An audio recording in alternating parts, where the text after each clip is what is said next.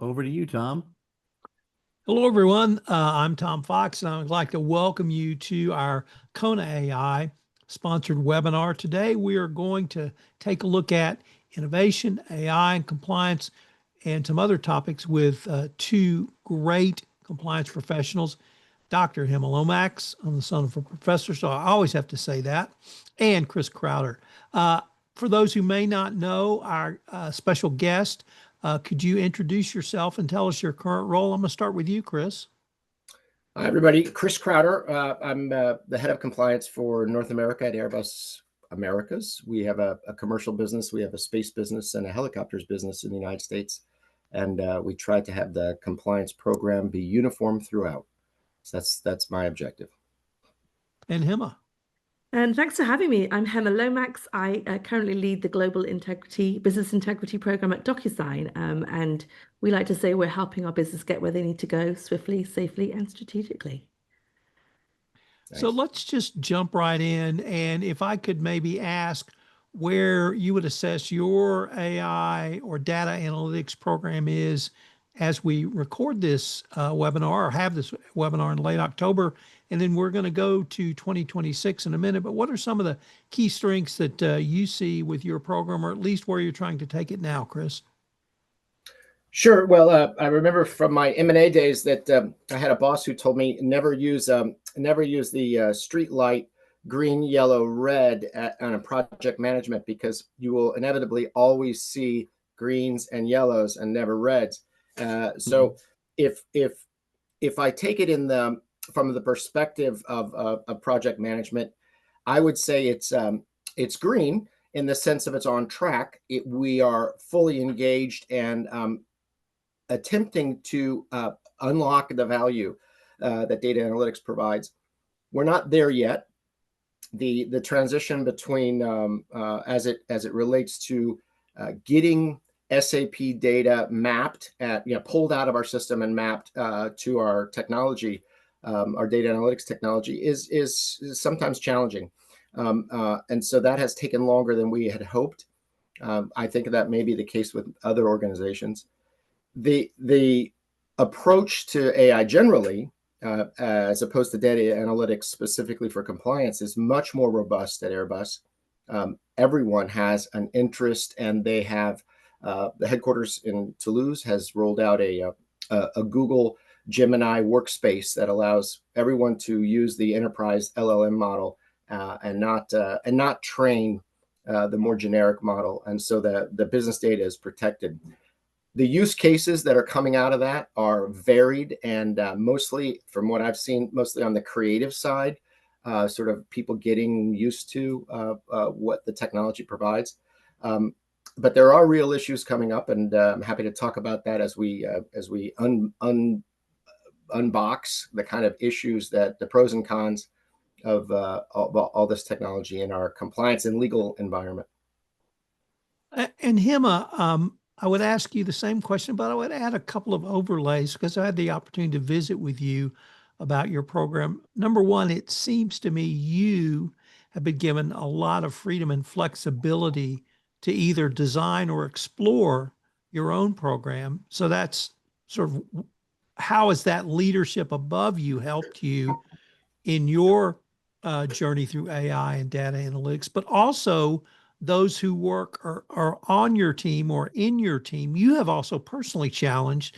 So I'd like to maybe ask you to add a couple of points about what you see your role as a CCO or a leader in this effort for your team going forward. Yes. Oh, thank you for that question. I feel very lucky to have joined Docusign because they've given me, as you said, the trust and the freedom to experiment and meet the moment we have in history. I always quote Hamilton, how lucky we are to be alive right now.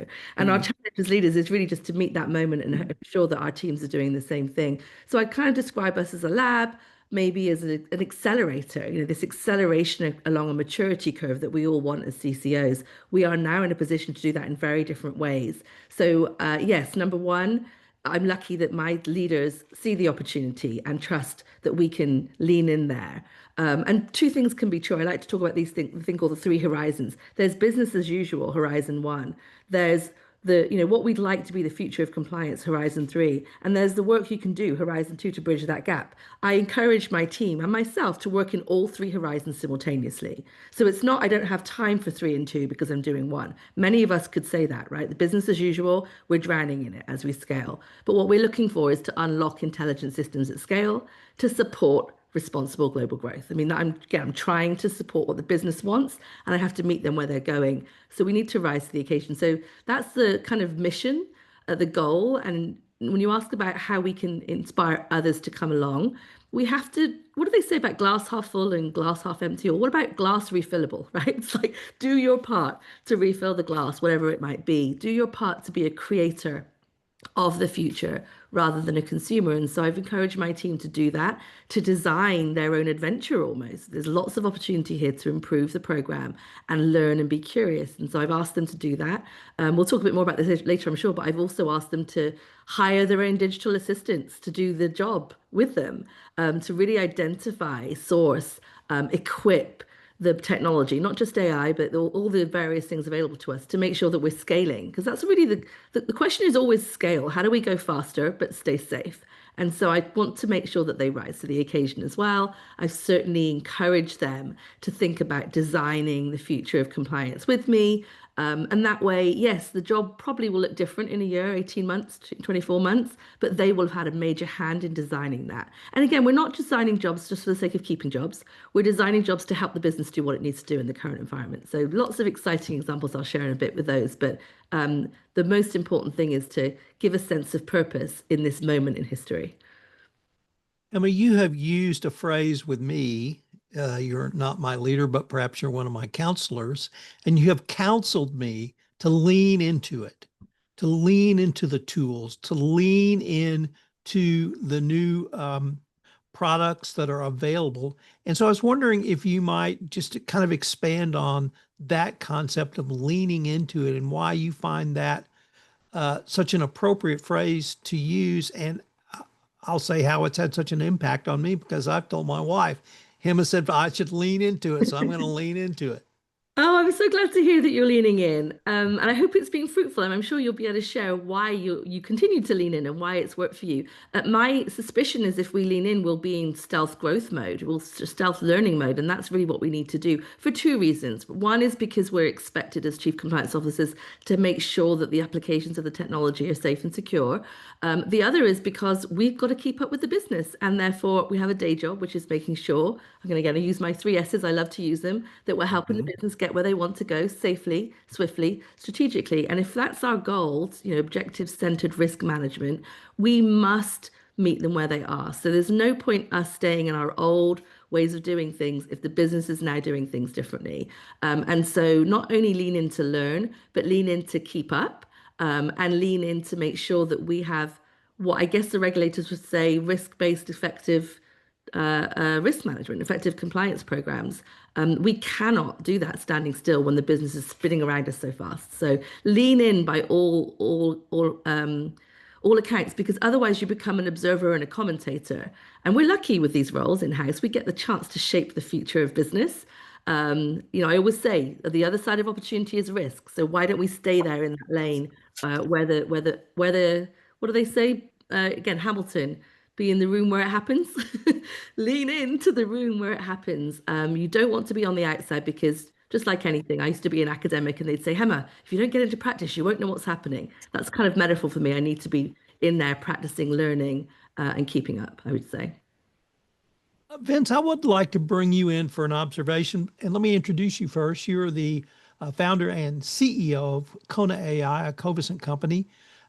But you have been in the data analytics world as long as anyone I have known. And literally, you and I met because of your work in data analytics. And that started, of course, looking at data from the forensic perspective. Then you worked on digital twins. And now you lead konaAI in its journey to help companies not simply find money, as you're so want to say, but also to run compliance and fraud risk management at the speed of business. And I was wondering if I could get your sort of overview of your journey through this data analytics discipline where we are now and why you find this to be such an exciting time. Yeah, it is an exciting time, Tom. Thanks. As you think about that journey, when we were talking about this, what, 15 plus years ago, it was dashboards, things like Tableau, or, we could put something in an Excel and present it in a dashboard. And that was, that opened the doors, and you could see data in a different way. And then came machine learning, which was, hey, just like email, where you could find high risk transactions or high risk third parties, and find me more like this, just like you would in emails. And we saw that evolution go. And then the concept of risk scoring, give me 100,000 invoices or payments or high risk vendors, sort them from 1 to 100,000 based on their risk profiles and triggers. And it continues to evolve. Now, what's interesting, and again, we hear AI used so often. And look, good old machine learning is AI. But that's not what everybody talks about.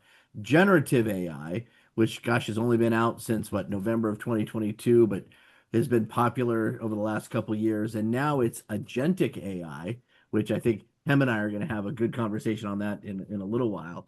But that is a game changer. I mean, more than machine learning, more than risk scoring, more than visualization, those are all parts of a cool journey.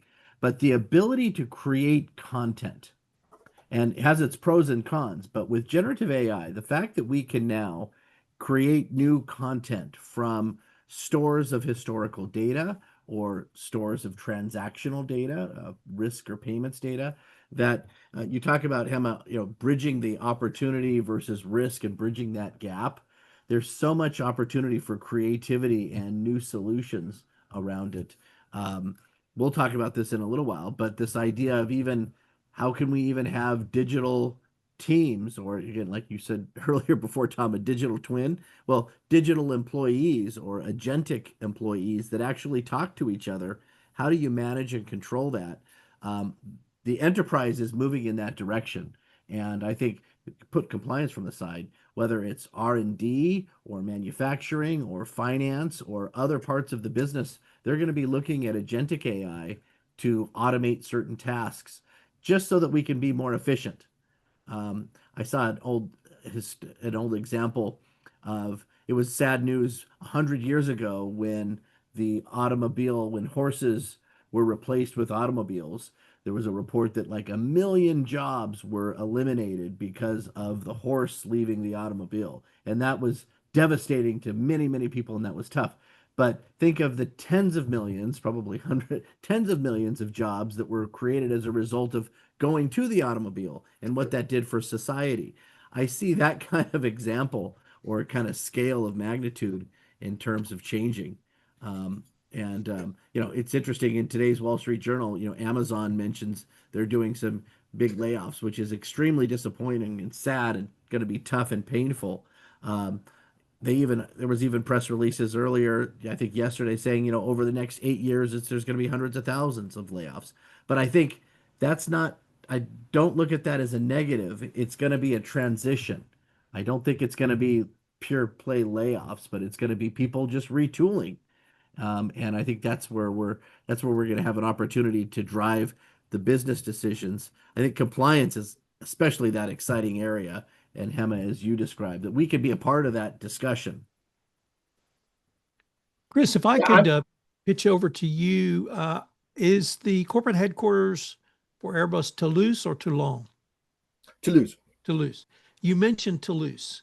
And what I really wanted to inquire about is the culture at the company which asks you to do this and provides you the tools, but also how does that lead the overall corporate culture, obviously doing business ethically and compliance, but also to allow compliance to do business at the speed of business?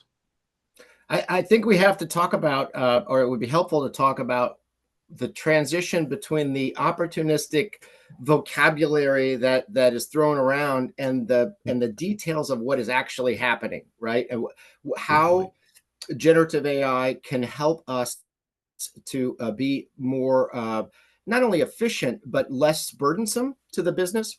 Hemma gave examples or used this philosophy, this approach of of partnering with the business and having being instrumental to their success, and that's very attractive, and I like it a lot. But we have to also remember what compliance our objectives are, which is to ensure that we are supervising the processes, and we do have a trust but verify kind of approach. I think my business would the businesses we deal with, I think they would happily reduce the amount of disclosure that was required if we could automatically retrieve that. But the answer of let's just not disclose it any longer because it's slowing us down, that's something we have to, I think, as compliance officers, figure out what risks we are creating by lessening that burden if we're not getting the information that we otherwise require. So that's, I'm eager to hear how we can help business and still maintain the objectives for which we are accountable and responsible. And risks have increased, and we can talk about the areas where risk has never we had never had this kind of risk before, like privilege as it relates to automatically summarizing emails, or fraud. We could talk about fraud, and we've experienced former employee using LLMs to generate receipts, and they look very real. And if you didn't exercise your managerial responsibility of knowing what your employees are doing and whether those dollar amounts make sense, you wouldn't just catch it based upon a cursory review of the receipts themselves, or you may not. There are some indicators, and that we're becoming more sophisticated with now to look for, but it's shocking. It was shocking when it happened, and it's no longer shocking. But we can expect more of it. Yeah, Chris, and if I could say real quick on that point, one of the reasons why I've been doing this for so long and been fascinated with forensic technology as a profession is that fraud's always changing. It's never, it's always evolving, and it's all, people are always cooking up new schemes. And, like you said, with all this AI great work and, generative AI, I'm seeing a lot of companies get hit with a ton of fake expense schemes, whether it's fake invoices or fake expense receipts. I'm seeing it in pharma. I'm seeing it, all over. So it's really interesting as compliance professionals listening. It's like, look, your job is not static by any means. Risks are always emerging and be on the hunt. And it's fun for guys like me, always being able to develop new tools or ideas or solutions to solve these kind of problems. I encourage you all to be problem solvers and think that way. Hemma, looks like you were going to say something too. No, Chris raises a good point. We're not advocating in any way to reduce the risk management. We are talking about smarter, intelligent risk management. And so, for example, with my lean team, do more with less. What do they say to us all the time? Everywhere I've been, it's been do more with less. I now can take in a much higher volume of disclosures and review them, automate some of them, get trends and patterns. I can see around corners now with the data that I can collect. So I'll give you a concrete example of that. My customer, my customer first or my sales teams are interested in the intelligent insights they can get from communications data. So they're now able to record all the communications between our customers and our employees, our sales teams. Nice. We're collecting it. We're capturing it. What can Hemma, the compliance function, now get from that data that's being collected?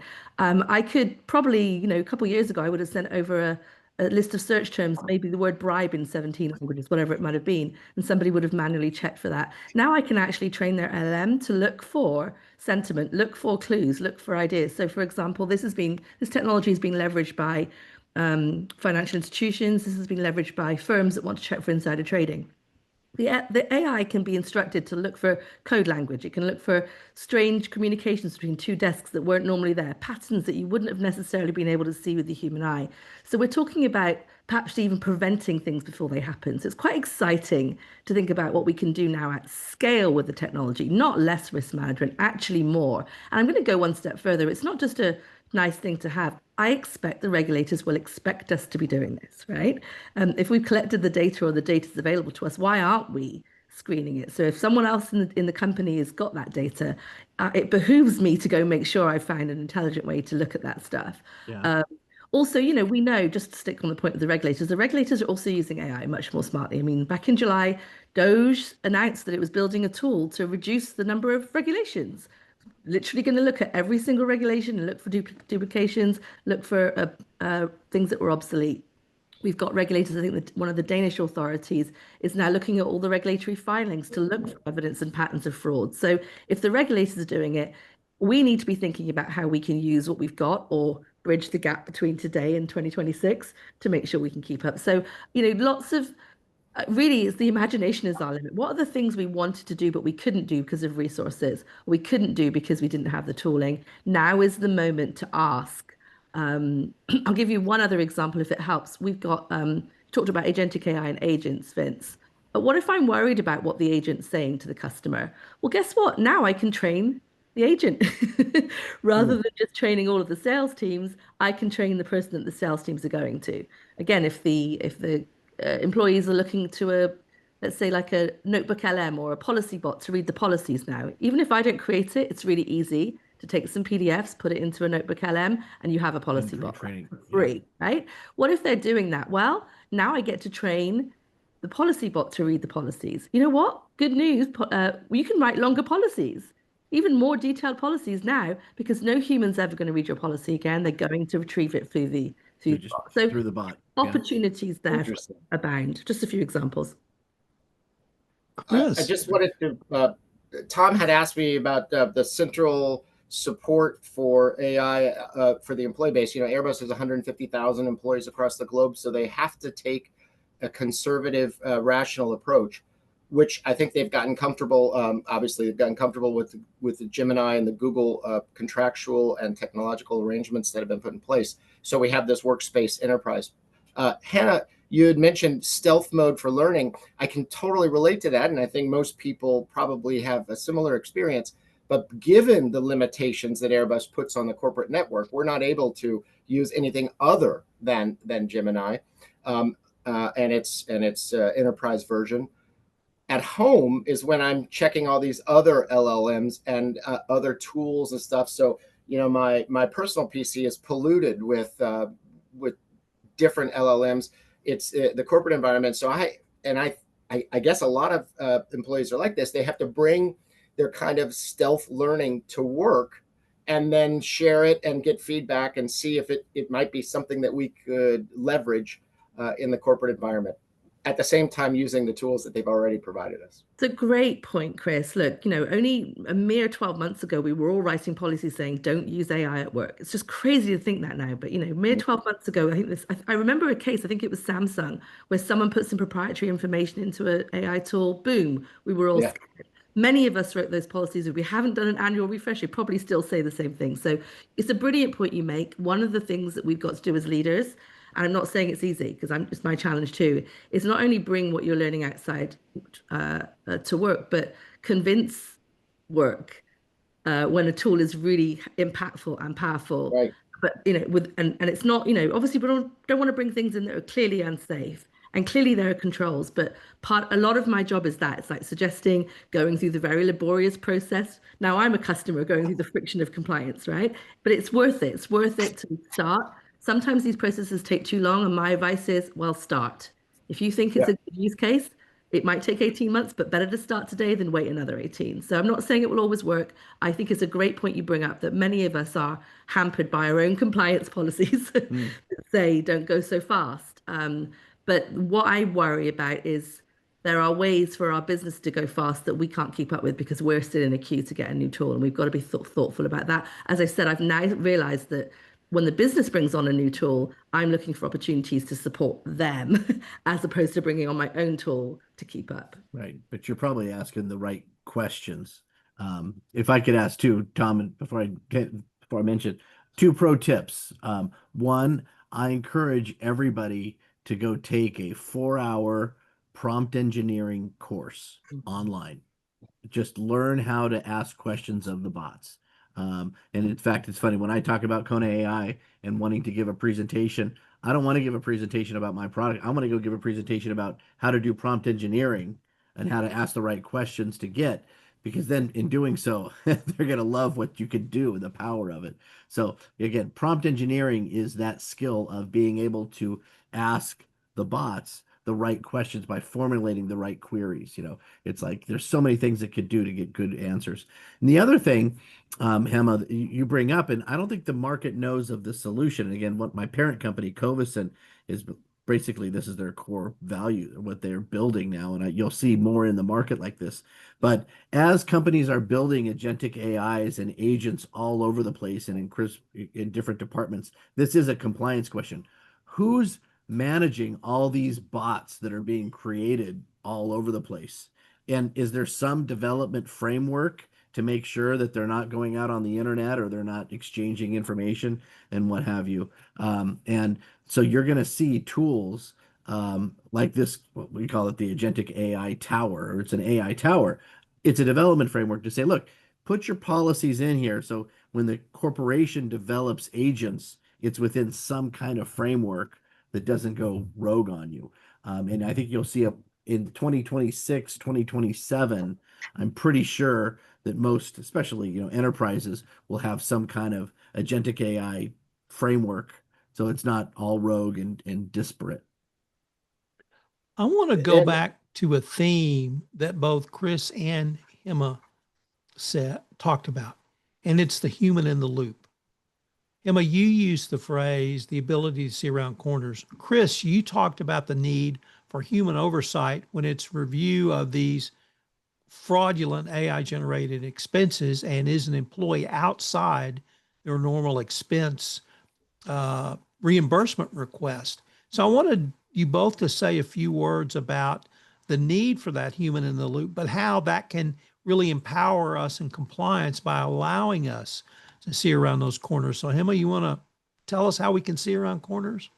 Well, I mean, firstly, dare, right? Dare to see more than we see today. That's really the point. It's like you still need to see certain things. You still want to assess certain risks. But I'm just talking about scale. So that means we have to take a risk-based approach. Maybe I can automate the approvals of certain things under a certain threshold so I can focus on the highest risk, for example. So the human in the loop, it's really the best use of the human's judgment. And the necessary use of a human judgment. So always adapt your business processes to integrate AI and human judgment, but don't be, what's the word, defensive or insecure about that, right? We're not just trying to protect lawyers or compliance professionals or jobs. We're really trying to decide where human judgment is needed and where human judgment is best placed. And so I would say, take an honest look at that. Certain things that we spend our time doing they're not necessary right now. And certain things that we wish we could do are highly necessary. So take a moment. And by the way, I would say one of the beautiful things about having these AI agents do some of the repetitive work is we get time to think, right? Very simple, but very powerful and impactful. If I can sit now and answer your question, Tom, well, hold on, Hemma, what is it that you would want human judgment on that you're not even seeing right now? And what is it that you're spending a lot of human judgment on that really is not having an impact? It's not really protecting us. It's compliance for the sake of compliance. It's because it's the way we've always done things. So all I'm saying is this is a great moment in time for us to be critically analytical about where we spend our time. It's the old hat. It's called prioritization, just dressed up in a fancy time in history. But it really is prioritization of where we apply our efforts. And so 100% think about human judgment. I don't think it's true to say that a human needs to be in the loop for everything. It's a very common phrase. We use it all the time. But I want us to be really concrete about what we mean there and where human judgment can be optimized, where the talents are needed and we haven't used them so far. And again, I've used some words like prevent and detect. How nice it would, and seeing around corners, how nice it would be if we could make that our North Star for 2026. I'll give you another example. I don't know if I've mentioned this in the webinar yet, but I've asked my team to create their own digital assistants. This is a metaphor, actually, not a technological experiment, but a metaphor, which is like, what could your technology be doing for you while you're thinking and optimizing your human judgment? I also asked them this question: what are they doing while you're sleeping? Now, I'd like to say that there's a whole bunch of tasks technology should be doing while we're sleeping. Those are probably the ones you don't need human judgment. So again, just as metaphors go, if you're trying to figure out human judgment needed, human judgment not, the ones you feel comfortable with your AI agent doing while you're sleeping are the ones where humans don't need to be in the loop. It's just a good framing. Chris. I will say that at Airbus, in a global organization, so let me just step back. Key, obviously, compliance officers is judgment, and there are objective metrics on disclosure, for example, or approvals that trigger eyes on because the value is high. But those are just the opportunity to exercise the judgment, not the replacement. I think when you say, Hannah, when you said that, what are these models doing while you're sleeping? I think about that all the time, but not for compliance, more like nuclear energy and other risks that are, biological chemicals and engineered viruses. That could all be going on while we're sleeping, which is super scary. For the compliance perspective, we have so many leaders in the organization who legitimately have an interest in being aware that it is sometimes expressed as a requirement for their approval. So there are many layers that have to agree for that judgment to be approved. And I don't think, even if at the lowest level, a decision is made, if there's any controversy to it, given the sensitivities and the cultural, values of the organization, I think the senior management team will always want to understand how that judgment, that conclusion was reached, and make sure they're comfortable with it. Again, it's a materiality threshold. So perhaps as AI gets better at making these judgments, eventually we'll be able to get rid of some of the layers. I think we'll always have a final kind of review, and maybe, in the long term, AI replaces the board of directors, and then we don't have a company any longer. Oh gosh, I hope not. I hope that's not the case. But Chris, your one point I just want to expand. Sorry, Tom, on this is that you think about like due diligence as a process. I think gone are the days where you have 30 people in a room doing background checks in a sweat room, and coming up with if those things are, if you've got something where it's 30, 40 people in a room doing a repetitive process, those are things that are absolutely ripe for some kind of form of automation and AI, and building out these language models. And I do think I'm seeing less and less of those, because those are always great opportunities for guys like me to use technology. But for the audience, if you look at your business, be on the hunt. I think if you have plans for 2026 to try to take a 30 or 40 person process down to a 5 or 6 person process using some kind of automation, by documenting the process, as you said, Chris, it's the regulatory environment in the US at least is more forgiving perhaps now, maybe less so in Europe, because we're seeing a lot of activity in Europe. But I think just generally the acceptance and the acknowledgement. I was at a conference having nothing to do with compliance about 3 weeks ago on energy, nuclear, and defense. It was an AI startup company presentation, and they had a congressman up there that put up every single US policy, and there was about 20 or so policies, defense policy, healthcare policy, human services policy, whatever. And the congressman said, if AI, or, if you're not using technology, and if AI is not a conversation for every single one of these US policies, it's wrong. And he paused, full stop. Like, you're missing the boat. And if you have a whatever situation is, that one hit home a lot. And I thought a lot of law firms should be jumping on that one. But having that revisiting the process, I think is something that we all could be doing more of in 2026. Because, if it's an old process, it's ripe for change. So I would like to turn to 2026 or even further down the road. Emma, you've talked about challenging your team to create their own agents. I'd like maybe a dialogue, because I know this is something Vince has been working on and thinking about a lot, but maybe a dialogue between you and Vince on not only having your own agents, but how can you manage those agents? So maybe you could start by, Hemma, talking about your experience at Docusign, and then Vince, you could talk about what you've been thinking about in this arena. Yeah, I'm happy to, and I'm going to say I'm going to tell you the story that's very analog, and then Vince is going to skyrocket it into where we are. So my Wow. analog version of this Okay. is really truly metaphor, right? Back to your question earlier about how do we inspire people to come along the journey. It was metaphor first. I started with an exciting spreadsheet. I was like, team, please log on this spreadsheet every time you find a AI use case that you're either using or is on your wish list. And just wasn't very inspiring. It was quite overwhelming, really. So instead, I thought to myself, well, hold on, how can I make it more relevant to each of them? They all have different roles. Some of them, one of them is third-party risk management. The other, might be working on gifting and conflict of interest, whatever it might be. So I said, well, okay, how about we have a AI agent for yourself? And again, I'm using agent as a metaphor, not an actual AI tool or a chatbot right now, just another employee. So I said to them, guys, we're going to double the size of our team. And they all perked up. And I said, no, no, no, no.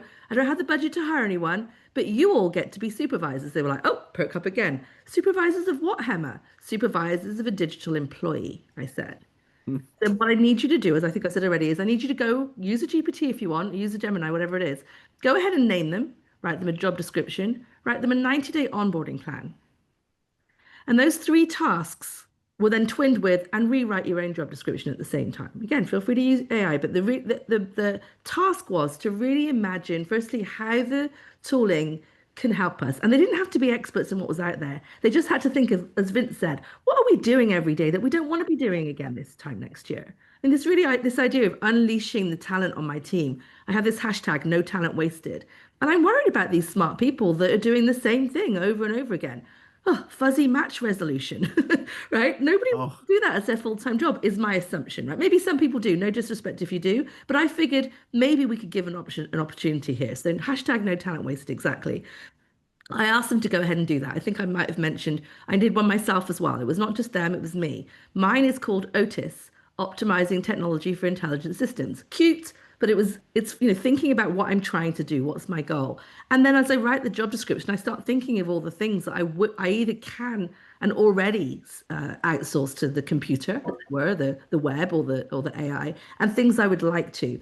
And it's again the 90-day onboarding plan is a bit of what Chris and I were talking about, which is, well, how are we going to get the tools to allow my employee to work? Well, that's what you do as a normal supervisor, isn't it? You have some objectives and some KRs, and you start thinking about how to integrate them with the right people, the right tools, the right systems. So that was part of the plan. And as I said, the kind of fun one was, what are they going to do when you're sleeping? So in terms of setting them up for success, remember what I said, no talent wasted, and create, not consume the future of compliance. Now that's a tall order. But none of us as professionals in any profession need to be sitting here worried about the future of our professions if we're not leveraging our talent and bringing it to the conversation. And so that's what I challenge them to do. What does Horizon 3 look like? And this exercise is really powerful. Talk about BAU, but there are some weak signals in what we do today of what we could be doing differently tomorrow. I'll give you an example, Vince. You said that, due diligence is a good example. You shouldn't have 30 people in a back room doing fuzzy match resolution. Well, the truth is, counterpoint, Vince, if I can look at 100% of everything now because of the technology, I need more people doing fuzzy match resolution because in the interim, there's more hits. If I can look at every single communication that's said, I need some human judgment to make sure we're not having false positives, right? So now true. I'm thinking, hold on, in the future, I'm not going to hire 40 more people. I need the AI to help me reduce the false positives. So your brain starts to think beyond where you are today and where you'd like to be. So I'll pause there. So I'm not sure if I've answered your question, but really the idea is daring to dream about what 2026 or 2040 or whatever it might be should look like, and then figuring out how we can bridge the gap. Now, I've got some superhumans on my team, but obviously they're not going to do it alone. And the beauty of this is you start to crowdsource the intelligence. You start to look for, I like to say, if you want to buy a red car, you start to see red cars everywhere. So if one of my team members say they really would love to have some support with this particular thing, and we've not seen it on the market, they start to become entrepreneurs in residence, right? We get that kind of startup mentality where they are helping us They may build it themselves with the tools we've got, or they may, for example, find a vendor that wants it on their roadmap if they haven't done it already. And I'll give you an example. When I was at Snapchat, I was told by my boss there a wonderful thing. She said, "I want you to be the heart of global consciousness at Snap when it comes to ethics and compliance." What a wonderful title for me. And part of that meant making sure that I communicated in local languages around the globe. But it was expensive, Tom. It was expensive to translate all of that training and all those policies into different languages. Now I can use a AI video generation tool to create my digital twin, and in minutes, she can say what needs to be said around the company in hundreds of languages, in whatever languages I want. Like, that's incredible. Would I have looked for that if I hadn't dared to dream? Possibly not. And so those in the audience that may feel overwhelmed at all the things that are out there, I would say, think about what you need and where you'd like to be. And the solutions will start to either come to you, you'll build them yourself, or the vendors, the smart people like the people at konaAI and Vince will be ahead of you. And Vince, you gave a great example. We should worry about rogue people building agents. Anyone could do it now, really, right? Anyone could do it. They can pay a small amount per month and they can create it. And as Chris said, they can do it at home. And it's outside the system. What are we going to do about that? Again, wouldn't it be nice if there was some overlay, some umbrella Framework. framework that manages agents? And lo and behold, you've just heard Vince say it today. You may not have heard him say that today, even though he said it, if you weren't looking for it. And that's kind of the point. Vince. Wow. How do I follow that? We just like drop the mic. Just kidding. Well, I can't stop thinking about this when I think about the agents, because it's kind of letting my compliance customers kind of go free with their thinking. And I've been doing a lot of test marketing. I've been calling all my customers and saying, look, if you could add 5, 6 employees to your team right now, who would they be? And the first answer is, well, yeah, you're crazy. We can't afford. There's no way we get approval for that. I'm like, forget money. Put money on the side. It's not about money. Who would you like to have? Now, one of the things, and Chris, you mentioned it earlier at the beginning of the conversation, was it's often hard for compliance professionals to get access to the data, oftentimes, especially the accounting and finance data, because that's typically owned by finance or IT. But compliance, we all know we have real risks around who's getting paid what, whether it's sanctions and trade compliance, or anti-corruption, or just good fraud, waste, and abuse and violation of policies. You need to have your finger on that pulse, and oftentimes it's not owned by you, so it's difficult. You have to do a lot of in-house I'll call it horse trading and negotiations to get access to that data. That's always going to be there, but let's also consider data that you do have access to. What does the compliance professional own? You own the hotline data, you own the employee survey data, you own the investigations data, you own the policies, you own a lot of stuff that's still able to provide great insight. So if you think about who do you have, or where could you have? I'm going to share a page on my screen real quick, Tom. So stand by here. There we go. I like showing this page. This is what I can't stop thinking about. And Hemma and I, and with Chris, before we even got on the webcast, we were showing about this. But like, this makes it real. So, and Hemma, whether you personify it, you call them Otis, and I love that it stands for something. But I encourage the audience, have fun with this. But like, who's on your team? And imagine, and again, I'm just throwing this out. We just crazily made the names up, but like Eva, what if your digital Eva was trained on all your historical investigations over the past 5 or 10 years? So she knew everything in her little LLM, and it's called a RAG model, Retrieval Augmented Generation, RAG, but for the most part, just call them small LLMs, like domain specific. This is not going out to ChatGPT. And if you ask Eva what the weather is tomorrow, she will not answer. She will not know the answer because she's not going out to OpenAI. This is just in her little domain of what she's been trained on. And so Eva, knows all your investigations data, knows all the DOJ, Serious Fraud Office, or regulatory info that's relevant for an investigation. And Stan knows everything about your third-party risk, all your background checks that have been done by your third-party suppliers.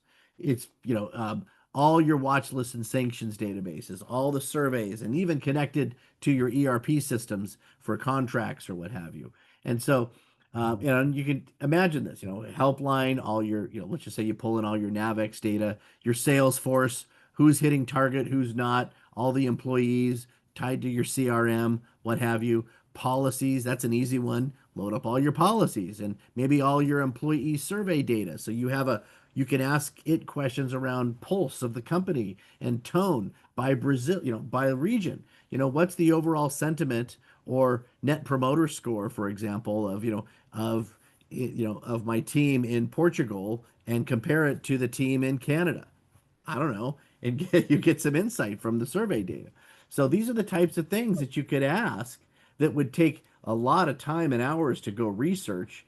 But if I had these digital employees at my fingertips, it's just me, and now I've got 6 people. Now it can be one LLM with broken out into different personas, or it can be 6 LLMs. Every case will be different, but really it's not that big a deal. But in that interface, we're now able to give that, a chat bot kind of summary, not just, and what's important and we haven't talked about is that within the chat bot, I'm going to zoom this in here, for example, you can set parameters of what you want the answers to be. So it doesn't just have to be a text. So for example, I can give the answer and the analysis. I can even provide you the SQL code. This is geeky, but I can even provide you the SQL code for you to then copy and paste to go test and validate, or the page number reference to the document that I'm serving. So don't just think that, again, all of us on the phone, I'm sure by now, have tried ChatGPT, and you get pretty good answers, right? You can customize how you want to get answers in what format and structure. And you can even have it push dashboards. So like in this case, I have the bot overlaying a dashboard, and the bot is pushing the dashboard. I have a good example of this on my website on how it works. So I just throw this out there as a challenge to the group to think about. If you could hire, or if you could have 6 employees or 5 employees or even 1 employee helping you out, what would you have them do? And Hemma, this was the same exercise. It's really cool that you and I have the same train of thought, that you already asked your team in compliance. I'm a software company, and I looked at it just from wouldn't that be cool to be able to do something like this? And now I can't stop thinking about it. We're doing this for internal audit. Like internal audit would be risk assessment, and and others. So this is where I see this going, and whether it's with me, or I'm pretty sure within the next 3 to 5 years, everybody will have this. I agree. Vince, can I just say another hashtag then, right? Hashtag wouldn't it be cool if, right? Yeah, That's cool what we're doing. We're sitting here daring to dream. And, anyone that knows me, Gwen's on the line. I see Andrew's on the line. Tom, you've heard me talk about this ad nauseum. You too, Vince. I always talk about I'd love ways for compliance, right? I'd love to see a navigation system for our employees, right? Just knowing that I say that has meant I've started to find ways to get closer to that in my journey. It doesn't happen overnight, but you start to see that Vince has created something that will get me that much closer to it. The HeyGen video tools, the Gong collecting of communications, all these tools are helping us do the thing that I think would be cool. So just a call to action for everyone. Dare to dream. Wouldn't it be cool if? Answer that, finish that Answer sentence. that question. Answer that question, because that's really us, again, creating the future of compliance. Tom will ask us what's going to happen in 2026. I think the fun thing is we don't even know, because we've got so many bright people out there that are going to say that, ask themselves that question, and they're going to create it or find it. Chris, it's a terrific takeaway for me, by the way. Just the understanding from this discussion combined of Hemma and Vince. Hemma said, she asked her employees to write their own job description. Vince is talking about building a team. I'm going to go back and build the optimum compliance department from scratch and see how it fits relative to the resources I do have. Oh, that'll be interesting. Love it. Well, let me That's just interesting. expand That's on cool. that with you, Chris, and ask you, where do you hope to take your program, or where do you see maybe some of the steps that you and Airbus will take in 2026?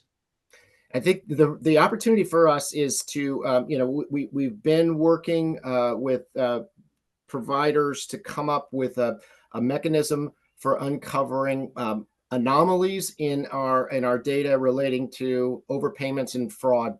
Fraud is, I think, where we're going to get the biggest cooperation because it shows, one, that it's happening, two, that it's not specific to ABC or some sort of compliance thing. It happens, people can relate to it.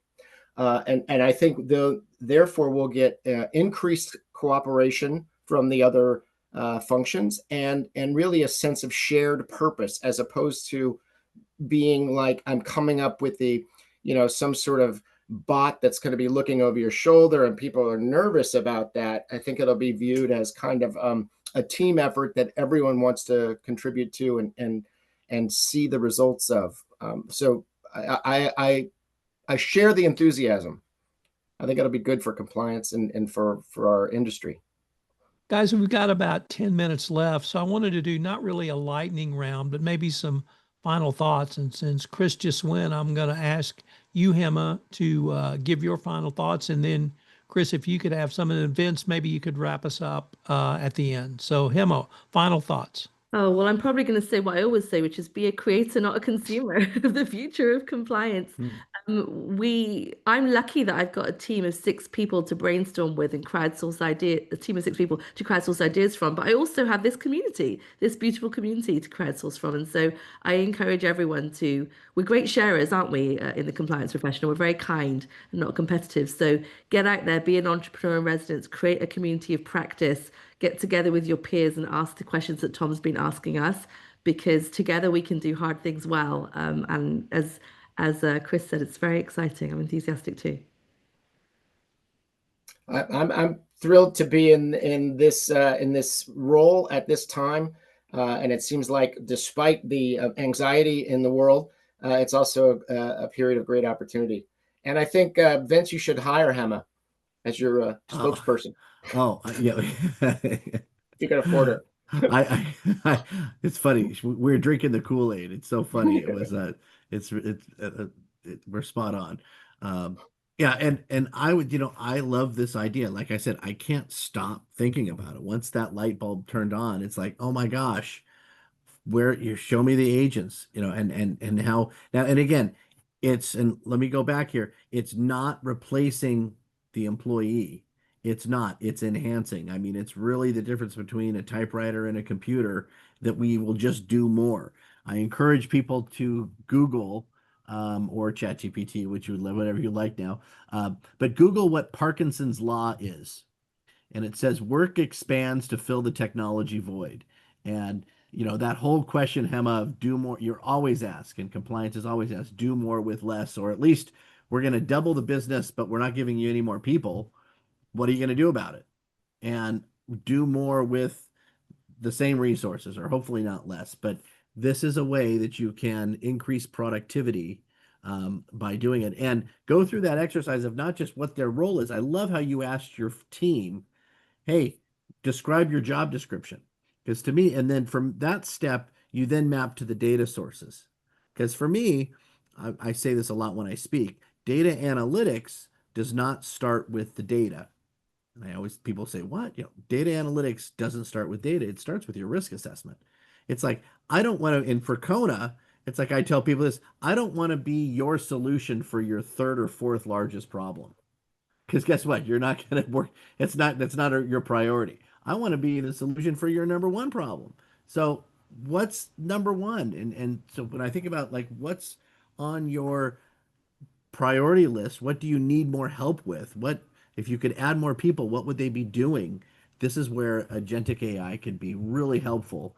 And also, like I said, it's funny. The reason we're excited that we've merged with Covisint on this is that they're helping us build out or think about that agentic AI tower of like, how do you manage hundreds, if not thousands, of agents within your organization eventually, especially with the new DOJ guidance, when it should get enforced again, which it will. But those AI questions are pretty tough of like, hey, compliance, you better know what your AI is doing, and it better not be causing any harm to society or business. So, yeah, I think the future is bright for compliance professionals. And if you got into compliance because you liked law and hated technology, um, that's bad. You got to rethink that. And that's really a great way for us to end this. And I, for one, am extraordinarily excited by these developments. I wrote a book earlier in this year called Upping Your Game, and I wrote it in large part because I want compliance professionals to see there's an opportunity to do compliance at the speed of business and to really lead the dialogue internally to a corporation around not just compliance, not just fraud risk, but risk management, and that we can take many of the strategies, tools, and techniques we've talked about in this webinar and use those to demonstrate to management that this is a key corporate function going forward. And as business changes, literally at whatever speed you want to call it right now, compliance not only will be ready for those changes, but in many ways will have anticipated those changes and have a risk management strategy in place. You don't have brakes on a car to slow down. You have brakes on a car to go fast. And that's what compliance can bring to this discussion as we move forward into the second half of this decade and beyond, because the speed of business is only going to increase more, and we're going to go faster. And the need for what we all do in compliance is going to require faster, more agile, and more nimble compliance going forward. So, ladies and gentlemen, this has been a fabulous webinar. I have enjoyed myself as much as any webinar I can recently remember. We're going to have to get together and do this again. I wanted to thank everyone who attended, and we will release this full webinar in a couple of days and make it available to anyone who wants to listen to it. So if you have people on your team who didn't get a chance to listen, we'll make it available to them. I wanted to pitch it back over to you, Vince, as the host. Well, and again, I'm truly grateful. Hemma and Chris, thank you for taking the time. Great discussion. That was a lot of fun. And I can't wait to hear what the audience has to say about it. And have a great rest of your day, everybody. Keep innovating. Thank you, guys. Thank you. Bye-bye. Bye, all.